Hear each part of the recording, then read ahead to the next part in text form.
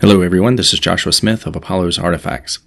Today we're going to be talking about the work of Dr. Hans-Hermann Hoppe, and specifically his book, which is titled A Theory of Socialism and Capitalism. But before we get into that, I have a few things that I want to set out first. I want to let everyone know that I have created a series of backup accounts on Minds.com, BitChute, MeWe, and others so that you can follow me there. I have a backup Twitter account which will be on Gab, because you never know when they're going to come for everyone else, considering we're entering into this period of severe censorship. I've also been writing a series of articles that you can find on medium.com. I will be linking those up under the videos that they are often tied to, but in the meantime, I'm also trying to work on getting together a website so that my material can be there and hopefully more safe than it will be at Medium, because I just don't trust Medium. If you look at the front page of Medium and see that the way that their workers collate the articles and stuff, you can see a very decided, often far left-wing slant on almost everything that they try to put out there on the face of their website. So I don't trust them. Hoppe is somewhat of a controversial figure, and if there's one thing that you don't want to be today, it is a controversial figure, especially if you're perceived to be that way by the political left. Now, Hoppe is not actually on the right. He is a libertarian, and he is also an Austrian economist. He has made a series of very interesting contributions to Austrian economic theory. He's made contributions to ethical theory and to political theory as well. So he is not just a simple economist, he is also a very brilliant mind who is a very systematic philosopher as well. When you read his books, for example, Democracy, the God That Failed, which came out in 2001, or even the book that we'll be covering today in this episode, A Theory of Socialism and Capitalism, which was in 1989, you'll notice that every single part of what he writes is linked together. It's almost as if he is constructing a building brick by brick. It's really, really impressive the way that everything ties together, from all of his sentences in each paragraph to the next paragraph, and then each chapter to the next chapter. It all can sometimes be separated and stand on its own, but oftentimes he has constructed it as if it were one complete edifice that relies on each part that came before in order for you to reach the conclusions that he does by the end of his books. It's very, very impressive, and he's very systematic with the way that he sets out his introductions as well. I'm not even going to go into wasting time addressing the things that have made him controversial over the years. I don't think those things are either important or relevant for what we're going to be looking at today. Among the more interesting things that he's able to establish in this book is that there is only one true, free, and peaceful system under which people can operate in terms of political theory, and that is the free market system. All other systems, all collectivist and statist systems that exist anywhere in the world, all theories, those fall into what he describes as a variant of socialism. A lot of people will be confused by this because they have different definitions of what socialism is, but once Hoppe is able to set out his identification of socialism, you'll see that any and all state systems fall into these various camps of socialism. So it isn't just about socialism and communism, it also includes social democracy, neoconservatism, and in fact, even paleoconservatism, or small government variants, or constitutional republics and whatnot. They all fall under various types of socialism, and you'll see why, because at the root of all of those systems is the violence of coercion. The way that he is able to do this is after he has defined for you a theory of property and property rights, and once you have that in place, you'll see that anything else outside of that particular set of definitions that he operates on has to show that all other forms of state institutions are little more than institutionalized versions of aggression and violence against people's property and property rights. And that always begins, of course, with the first property right, which is the property right in one's own person, sometimes referred to as self-ownership. And he doesn't just go through the entire book operating in the land of theory, as I like to call it.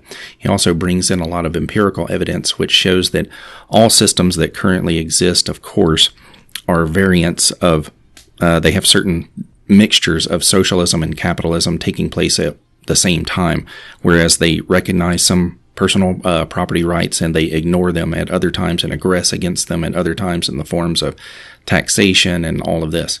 And what he's able to show is that the more that property rights are respected and the less that they are ignored or actively interfered with, the more financially successful and the more just a social order will be. The more that those things are interfered with, the less just the system will be, and the more piles of bodies will get stacked up behind it. As a sort of interesting side note, I'll point out that on page 11, he has a footnote where he is talking about socialism in the United States and how leftists would not want to be identified as such at that time. Now, he was writing this in 1987 and 1988, and he wrote, incidentally, quote, socialism in the United States is called, quote, liberalism, i.e. really leftism, and the socialist or the social democrat there who calls himself liberal would generally detest being called a socialist. And we see how much has changed from 1988 to now in 2018, where many Democrats and leftists are just openly calling themselves socialists and social democrats. He has a section here where he is pointing out a number of the flaws where leftists will call for certain types of interventions into the free market and how that creates a series of problems, a rippling effect, as it were. So he says here, an intervention anywhere, big or small, here or there, produces a particular disruptive effect on the social structure which a superficial, theoretically untrained observer, blinded by the immediate positive consequence of a particular intervention, might not perceive, yet this negative effect nonetheless exists and with some delay will cause problems at a different place in the social fabric, more numerous or severe than the ones originally solved by the initial act of intervening. Thus, for instance, highly visible positive effects of socialist policies such as, quote, cheap food prices or low rents, free this and free that, where he's talking about probably free healthcare and free college, are not just positive things hanging in midair unconnected to everything else, but rather are phenomena that have to be paid for somehow. And the left just doesn't understand that. They actually think things like this are free. They do not understand that this money actually is being expropriated from someone who has rightfully and justly earned it to begin with. This is where you get the whole Tinstoffel thing. There is no such thing as a free lunch. Someone is paying somewhere, somewhen, somehow. Period. You cannot get away with it. And he has a section on the variety of ways that these interventions and disruptive effects actually begin. So one of them, he says, is the traditional Marxist policy of nationalizing or socializing the means of production, or the expropriation of private owners of the means of production. And we see this is taking place actually right now in South Africa, and it's probably going to ramp up to a very serious degree, possibly even leading into a genocide, where the white Boer farmers who have been there for hundreds of years and have been very successful at what they've been doing, feeding thousands of people for every one of them, are being offered, I think, asylum in Australia, I believe, and in Russia also. Many people are petitioning President Trump to offer asylum here so that these people can escape before maybe a slaughter begins. And one of the things that's naturally going to follow from this is the same thing that happened in Zimbabwe, where they followed these same policies and lots of starvation ensues because the new landowners don't have any idea how to farm. And this will lead to lots and lots of deaths. And then, of course, they're going to have their handout saying everyone needs to donate some money, give money to charities and whatnot in order to help us because so many people are starving in South Africa. Well, that's going to be the unfortunate effects of a really, really stupid and misguided policy. Number 2 here, he says, by a revisionist social democratic policy of egalitarian income redistribution. And this is what you hear the social democrats here in the United States arguing for now. They're really upset because the 1% has so much, and they want to take some of that away and then redistribute it to other people, which of course is just theft by another name. In the third model, which I call a semi-aristocratic model, and this is oddly enough one of the ones you hear coming from the alt-right and the new right a lot today, that they want to reinstitute some form of an aristocracy, which I think is just a rank absurdity. It says here, by a conservatively minded policy of attempting to preserve the status quo through economic and behavioral regulations and price controls. And number 4, he lists by technocratically minded system of pragmatic piecemeal social and economic engineering and intervention. Now that's the one that the United States tends to follow a whole lot more. And that is basically all rooted in social construct theories and whatnot. It's also one of the things that Eisenhower was warning about in his final speech. It wasn't just the military-industrial complex that he warned about. He was also warning about a technocratic elite who wanted to come in and sort of manage and control everything, and move the little pieces on the chessboard around to where they want them. And he further sets out his plan here. He says that socialism will by no means be analyzed solely from an economic standpoint. Rather, socialism, especially its Marxist or so-called scientific brand, has always pretended to be an economically superior organization of society apart from all of its other claims, compared to the so-called anarchy of production or of capitalism. And I really don't like his use of capitalism here. I would use the free market, because capitalism is a term that actually originated with the enemies of the free market system. And he says, but socialism does not collapse once it is demonstrated that in fact the opposite is true and that it brings impoverishment instead of wealth. Certainly socialism loses much of its attractiveness for most people once this part is understood. However, it is definitely not at its argumentative end so long as it can claim that it represents a higher morality that is more just, that it has an ethically superior foundation. And that's one of the things he is also going to systematically dismantle and show that it is a very unjust system. And the more it is instituted, the worse it is for everyone.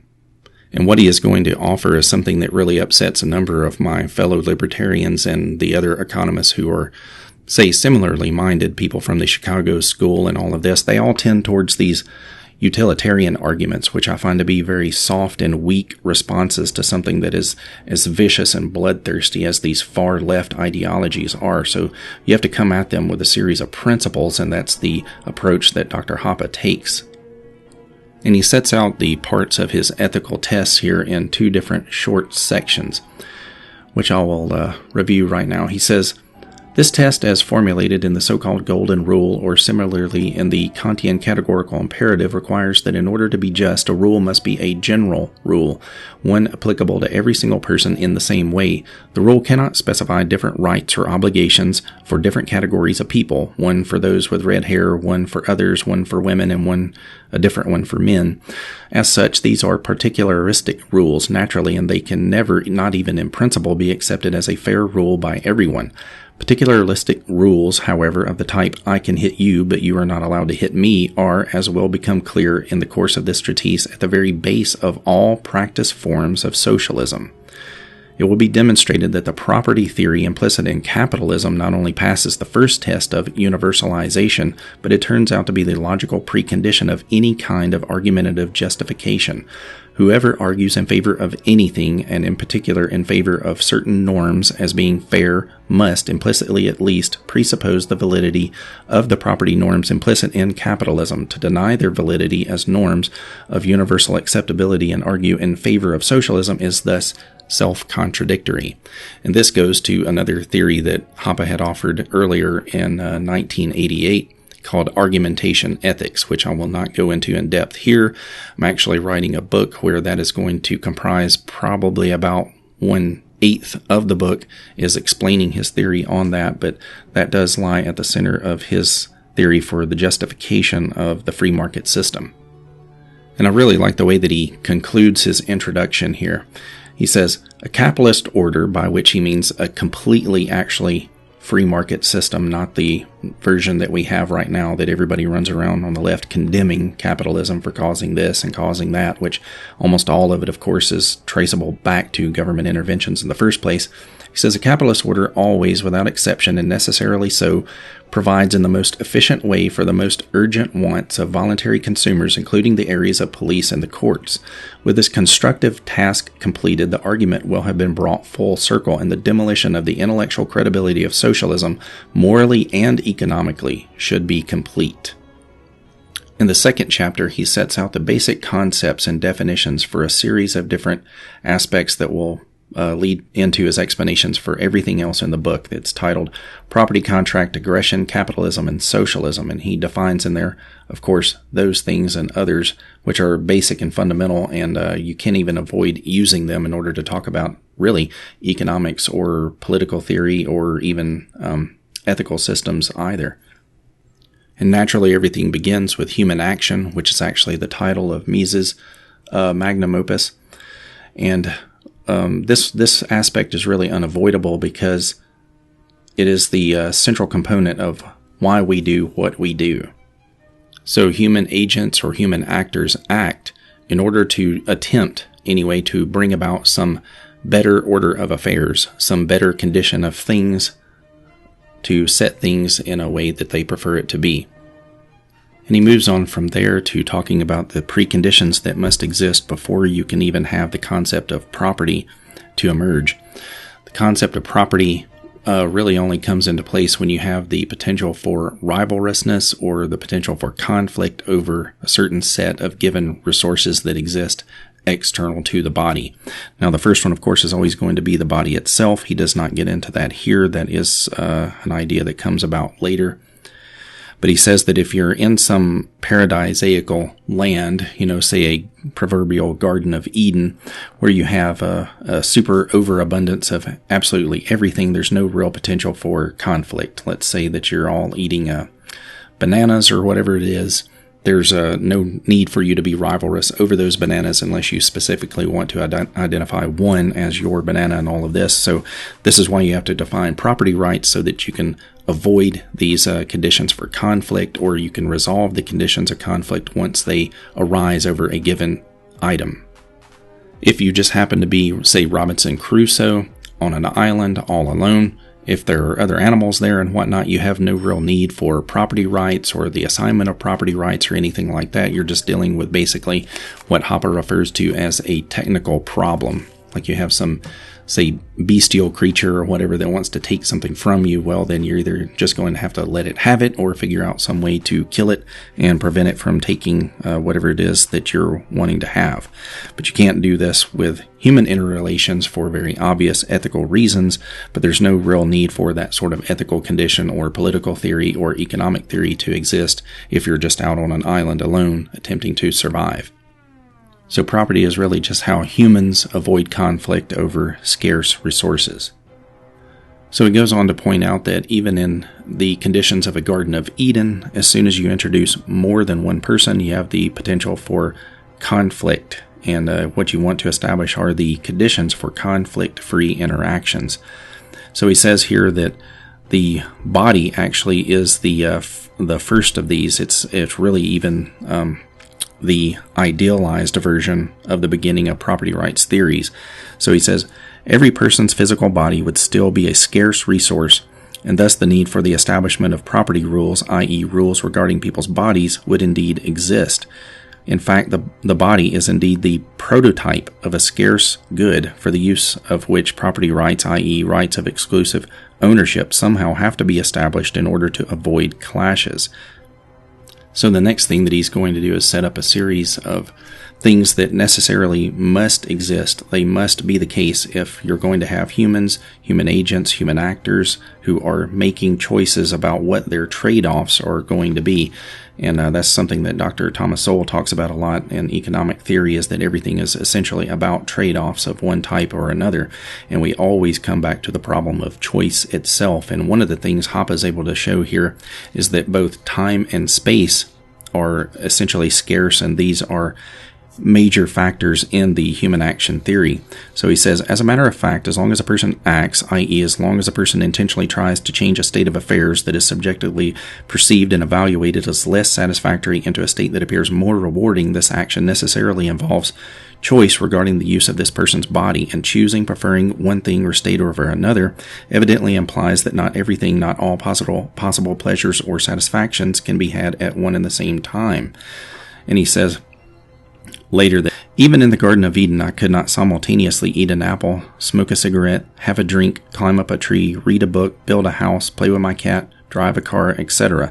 I would have to make choices and could do things only sequentially.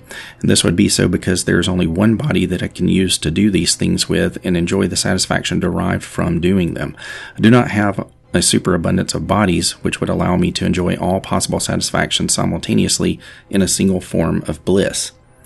Thus, because the scarcity of body and time, even in a Garden of Eden, property regulations would have to be established. Without them, and assuming now that more than one person exists, that their range of action overlaps, and that there is no pre-established harmony and synchronization of interests among these persons, conflicts over the use of one's own body would be unavoidable.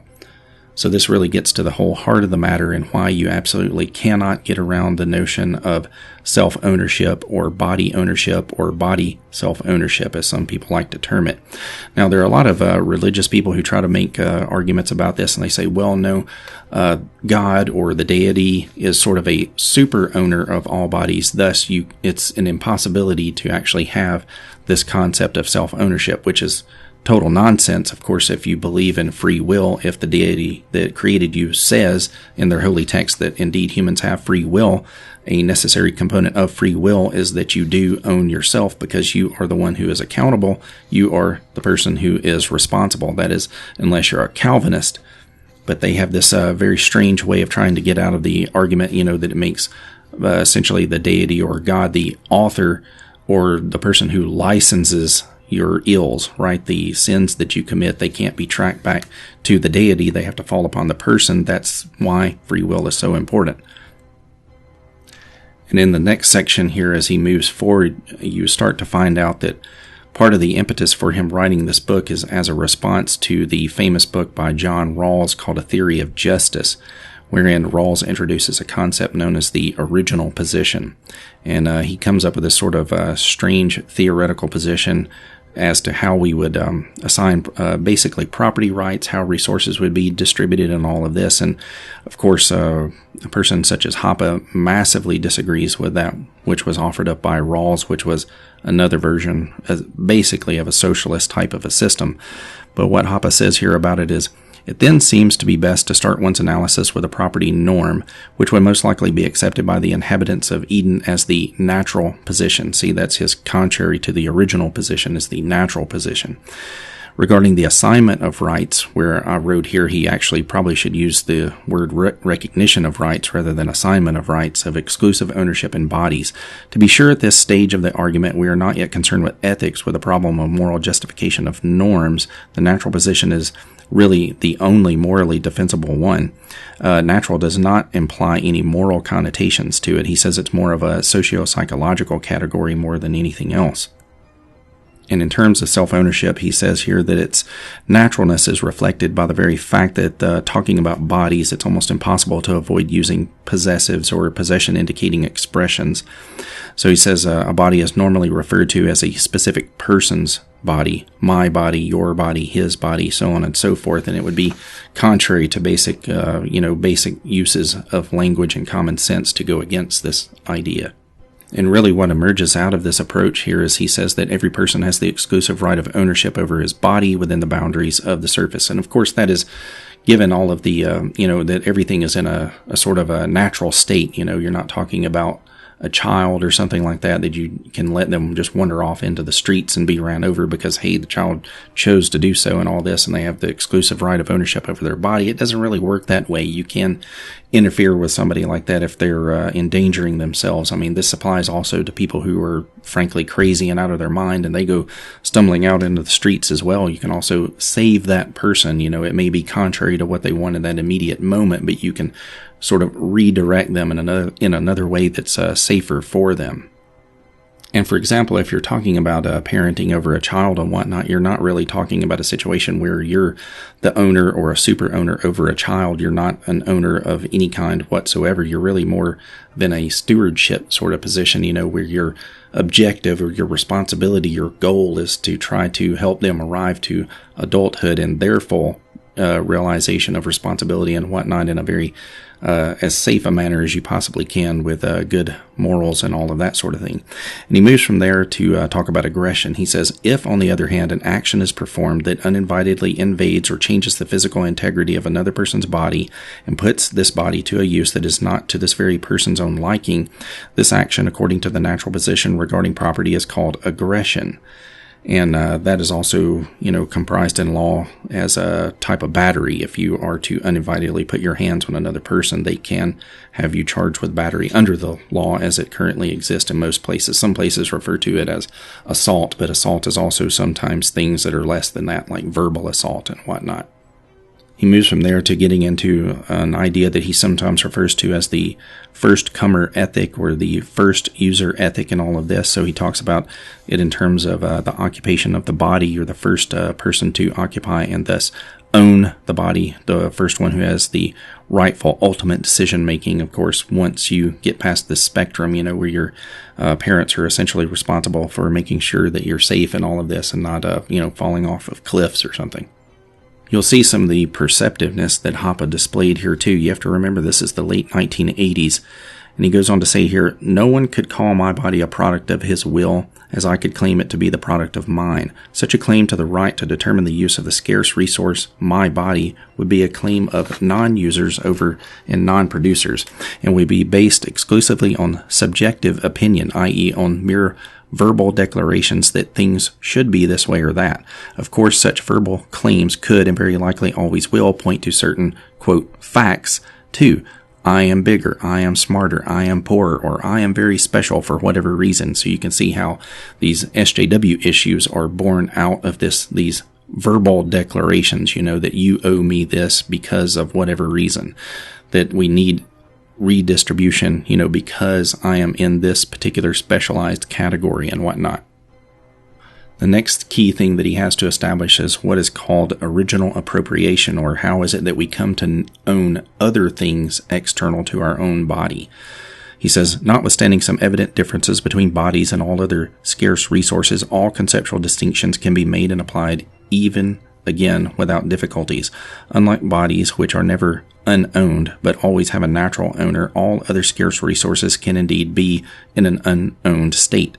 This is the case as long as they remain in their natural state unused by anyone. They only become someone's property once they are treated as scarce means, that is, as soon as they are occupied in some objective borders and put to some specific use by someone. In other words, he's talking about you create some objective external link between you and the thing. You can't just point and say, I own, say, all of Australia or whatever, like Gene Hackman's character in Superman. This act of acquiring previously unowned resources is called original appropriation. Once unowned resources are appropriated, it becomes an aggression to uninvitedly change their physical characteristics or to restrict the owner's range of uses to which he can put these resources. And more or less at this point, he has established all of the parameters that you need in order to have contractual exchanges, how to create ownership, and all of this, links between the body and things external to the body. After that, he moves on to what he calls socialism Russian style, which is basically communism.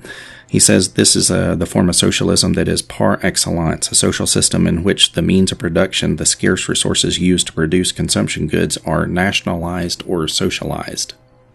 And this is basically a system of grand larceny or grand theft that is just a constant institution of aggression against everyone all the time by the state or governmental structure that happens to exist.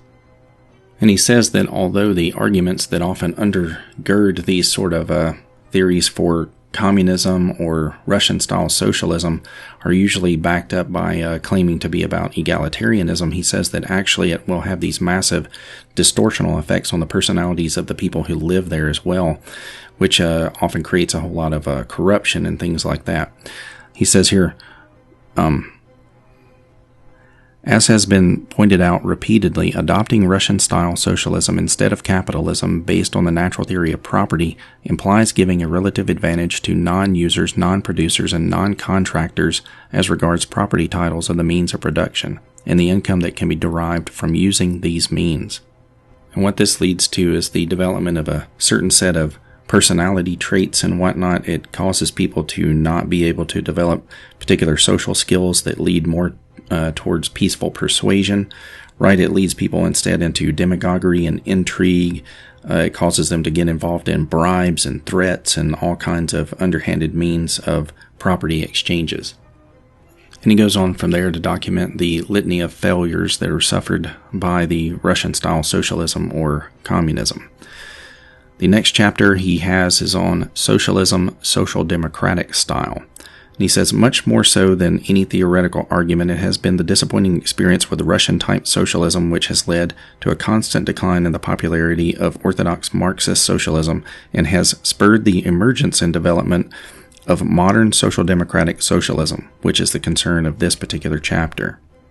He says that the first version that we talked about, the communist faction, is usually more of the radical revolutionary version. The social democratic version is really a reformist version that takes a gradualist approach. It's a lot sneakier in the way that it comes about, which I think is why we're starting to see it rear its head a little bit more right now, because it actually has been creeping along behind the scenes for many, many decades prior to these more public acknowledgments of what we're happening to see. And as these radical revolutionary movements started to have more and more failures that were more and more obvious, and there were lots and lots of dead bodies stacked up because of those systems, they said that the other version of the gradualist version of socialist began to put more and more emphasis on the idea of income taxation and equalization, on the equalization of opportunities, and it essentially moved those to the central core or the cornerstones of their new models of socialism. And basically this aspect shows how it has to be systematically built and put into place over time, and then you'll start to see those say egregious effects throughout the social fabric that we're beginning to witness a lot more of today. He points out the fact that this version of socialism has become increasingly popular. That was even at that stage in the late 1980s, where he said that social democratic socialism can now be said to be one of the most widespread ideologies of our age, increasingly shaping the political programs and actual policies not only of explicitly socialist parties, and to a lesser degree those of the Western communists, but also of groups and parties who would not even in their most far-fetched dreams call themselves socialists. Note that they do so today, which he points out here, like the East Coast liberal Democrats in the United States. These would be the East Coast blue blood elites, from which actually the Bush family is drawn as well. And in the field of international politics, the ideas of social democratic socialism, in particular of the redistributive approach towards these so-called North-South conflicts, have almost become something like the official position among all, quote, well-informed and, quote, well-intentioned men, a consensus extending far beyond those who think of themselves as socialists. So that's sort of a consensus type of mentality, and I've been working on a concept that I'm calling the Atlanticist mentality, which actually links not only these social democrats, but also some of the more, say, hawkish imperialist neoconservatives, and even certain versions of libertarians as well. That would be more of the Beltway neoconservatives and the Beltway libertarian variety. They tend to fall into the same Atlanticist mindset. One of the things that's born out of this particular type of socialism is that the idea of merit-based differences are pushed more and more to the side, that they start going more towards, say, subjective evaluations or subjective categories that, for whatever reason, then can be used argumentatively to say that this person deserves something and that person does not.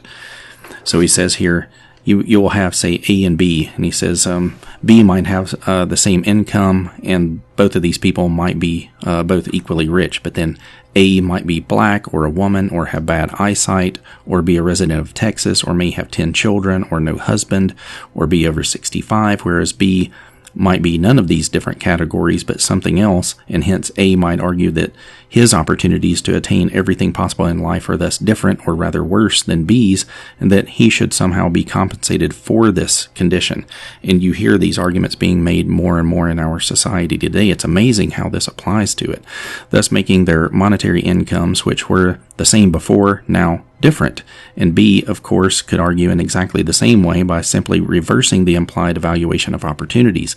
As a consequence, an unheard of degree of politicalization will ensue throughout the entire society. That's what we see today, is the incessant over-politicalization of absolutely everything. Video games, comic books, the NFL, everything that's on TV, late-night comedians, and all of this. He says everything seems fair now, and the producers and non-producers alike, the former for defensive and the latter for aggressive purposes, will be driven into spending more and more time in the role of raising, destroying, and countering distributional demands.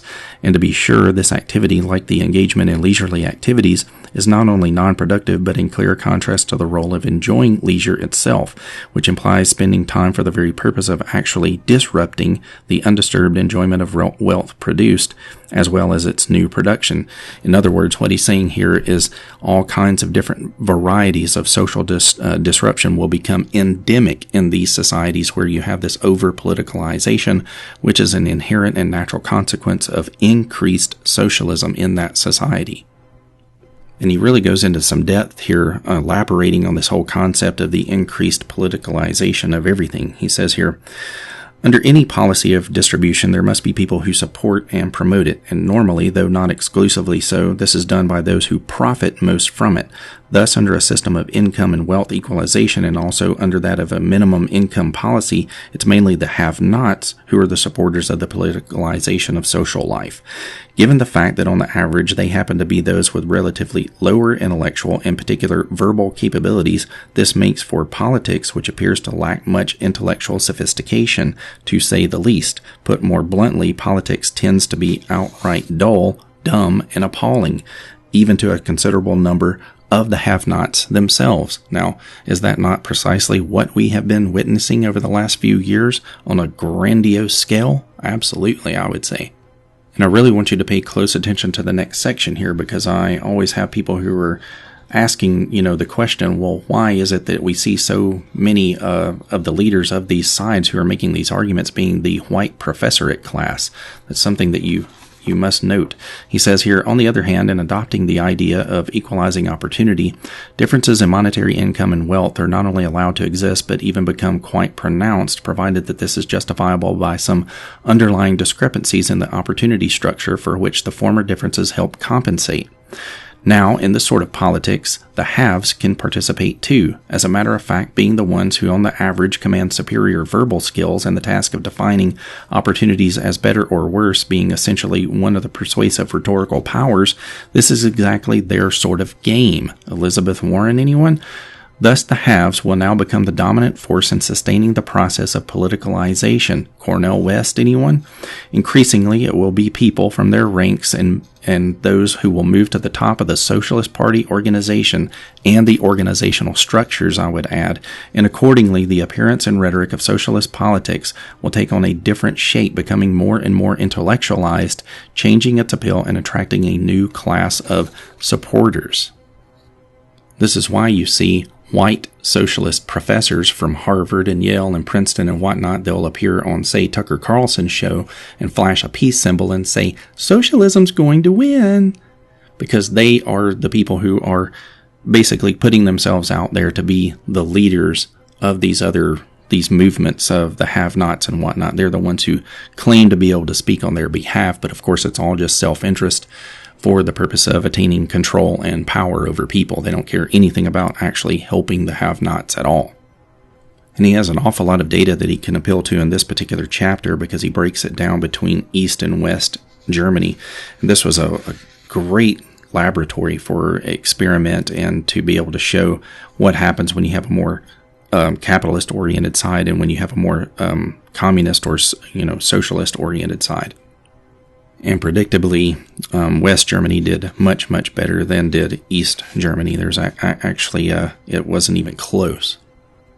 In the next chapter, he moves into what he calls the Socialism of Conservatism. Yes, even the conservatives cannot escape once you have these definitions in place of those things which basically amount to various types of aggressions against private property ownership. He goes into a bit of the history of feudalism and absolutism. He talks about feudal landlords and how they stole the land from the people. He talks about the conflicts between the aristocracy and the merchant class as it began to emerge. And really the ideas of liberty were actually honed during this period when the merchant class was having the ideological battle over feudalism and whatnot, as they began to look back into the past in terms of Roman law and in terms of natural law theory, stretching back even into ancient times with the Greeks and whatnot. And they tried to find all kinds of different ways in order to, justify the concept of liberty that they were developing, and that trying to show that it actually had ancient roots and that they were not just a modern creation, which you hear some critics today try to argue that it is just a modern creation, but it actually is not. I look at it more of discovery process of a theory that was already pre-existing. It's just that you had to go under the surface a little bit more in order to get at it. But there was, different types of understandings of liberty as a concept and freedom as a concept over time. But that should be, predictable and common sense. After several pages of setting up the context here, he finally moves on into actually talking about what he considers conservatism to be. He says, conservatism is the anti-egalitarian reactionary answer to the dynamic changes set in motion by a liberalized society. He does not mean a left liberal society. He's talking about classical liberalism. It is anti-liberal, tends to idealize and glorify the old system of feudalism as orderly and stable. This is why you'll hear them sometimes advocating aristocracy or a neo-aristocracy or a neo-feudalism and things like this. Other times they will attempt to conceal it a little bit by referring to tradition, with tradition being a very vague concept that they never bore into actually defining for you what they mean by that idea. Several pages later, he goes a little bit more into depth by this conservative brand of socialism. He says, first, like social democratic socialism, it does not outlaw private property altogether. All factors of production and all of the non-productively used wealth can in principle be privately owned, sold, bought, rented out, and so forth, with the exception, again, only of areas of education, traffic and communication, central banking, and security production. But then secondly, no owner owns all of his property and all of the income that can be derived from its utilization. Rather, part of this belongs to the society of present owners and income recipients, and the society has the right to allocate present and future produced income and wealth to its individual members in such a way that the old relative distribution of income and wealth is preserved. So in other words, they're trying to lock particular status conditions in place. This is the type of neo-aristocracy concept that I'm talking about. One of the things that you'll also notice about Hoppe's writing is a lot of times his footnotes are every bit as good as the body of the text itself. For instance, if you look at one of the footnotes here on page 94, it's footnote number 70. He's talking here about something that people can connect with a little bit better perhaps than theory itself. And he says, on the natural theory of property and conservatives proper, who from William F. Buckley to Irving Kristol nominally hail the institution of private property only to disregard private owners' rights whenever it is deemed necessary in order to protect established economic and political powers from eroding in the process of peaceful competition. And in the field of foreign affairs, they exhibit the same disrespect for private property rights through their advocacy of a policy of aggressive interventionism. These would be the sort of hawkish imperialist versions of the Beltway neoconservatives that I am actually writing a rather lengthy paper on right now. So this conservative version of socialism that he's talking about, he says it typically manifests in three different forms of what I'll call market interferences. One of those would be price controls, another would be regulations, and another would be behavior controls that will be instituted against the people themselves. It's also important to note that these kinds of market interferences will also produce at least two other different types of dislocation in the production factors as well. And in terms of that, as Hoppe points out here, he says it creates conditions in which there are additional incentives to shift resources from controlled into non-controlled lines of production. And also he talks about the idea of imposing minimum prices or prices that have to be set above the potential market price and below which the sales become illegal. And some of the criticisms that people have had of Trump is that he's engaged in some of these types of protectionist policies, essentially, but they're sort of something that is kind of baked into the cake or built into the whole conservative approach to government.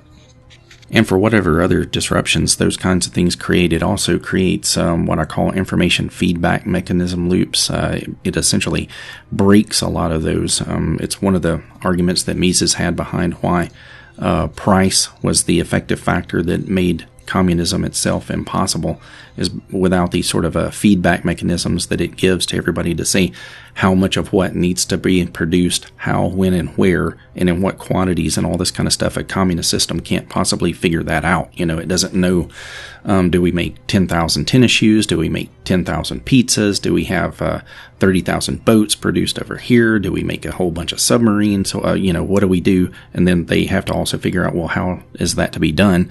And a free market system is the most efficient way to do that, because it actually has this informational feedback system known as price in order to tell everybody. It coordinates the various affairs between these people, and, in a sort of sorts people in a natural process, whereas communism can't do that. That ends up in these weird situations, where they'll have, a 5-year plan or a series of 5-year plans, and then, Stalin demands X amount of pig iron to be produced, and they say that, well, one of the measures of how we're, better than the United States or ahead of these capitalist countries is that we produce more pig iron every year or whatever. And it ends up just being a complete debacle, because, it's essentially arbitrary production standards that don't make any sense, and they end up being inapplicable. And then you just have fields and fields full of pig iron that you're not really doing anything with, but you're claiming it on paper so that you can say that you're doing better than some other nation that has, a different governmental structure and approach to economic systems. Hoppe also points out, in terms of this conservative version of socialism, that its most distinctive feature actually ends up being the part that involves behavioral regulatory controls and whatnot. Usually falls under the concept of paternalism. And he says here it also wants to freeze the behavior of people in their roles as isolated consumers or as exchange partners. And he goes down a little bit later. He says, under these functions of normal conservatism, then, is characterized instead by smaller or greater numbers of specific laws and prohibitions which outlaw and punish various forms of non-aggressive behavior of isolated consumers or of people engaging in non-commercial exchanges of actions, that is to say, which, if indeed performed, would neither change the physical integrity of anyone else's property nor violate anyone else's rights to refuse certain exchanges of property. And of course, what he's getting at here is, the drug wars and banning of prostitution and gambling and all this kind of stuff, essentially the vice squad material or whatever the conservative governments and other paternalistic types of laws basically need to refrain from. They need to get out of that whole thing and allow the market to dictate and control itself there. In the next chapter, he goes on to explain the more technocratic version that the United States tends to follow in terms of how it regulates its economy and falls into these same socialist traps. Tends to be more towards the capitalist free market side, but then, the more these other socialistic aspects are introduced, the more the politicalization increases and all of that, and then basically it becomes a downward spiral. But then the rest of his book is he lays out basically the positive version of how a truly free and free market system would be more socially just, and how it could be put into place in terms of providing for police forces, in terms of a defense structure against external enemies and all this other kind of stuff. And it's really just a fantastic, outstanding book. I recommend everybody to pick this up and read it, just to challenge yourself. If you aren't familiar with Hoppe's work, he's an absolutely brilliant writer, very clear, easy to follow, and all that kind of stuff, and I will link that below. Thank you. Be sure to thumbs up, like, and subscribe.